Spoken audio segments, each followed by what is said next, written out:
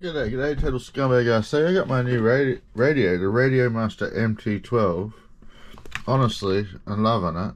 It's very fancy, it's very good. But I'm making this video for a little support issue to send to the Radiomaster support team for a ticket I've got. And I will make a video showing some more details and what I think about it.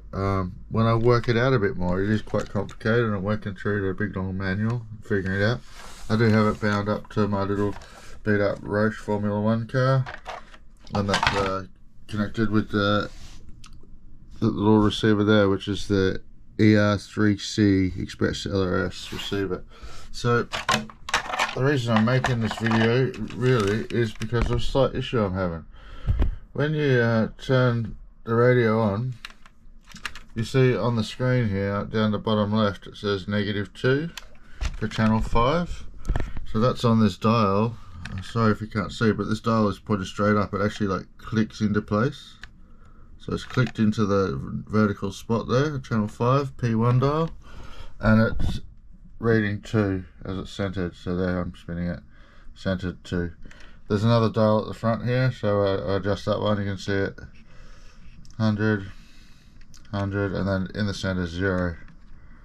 This one 100, 100, in the center 2. So I've tried, some basic stuff like go model over to these outputs here, get channel 5, reset, but I'm not too sure really what else to do getting that -2. So yeah, not knocking the radio at all. So far it is excellent. As I said, I'm still figuring it out.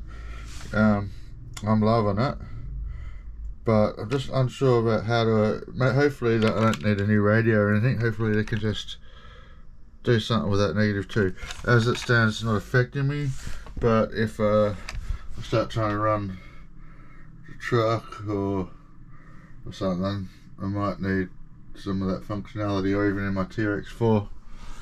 So thank you, Radiomaster. I look forward to hearing from you. Thanks for your prompt reply to the email. Total Scumbag OC, Mikey.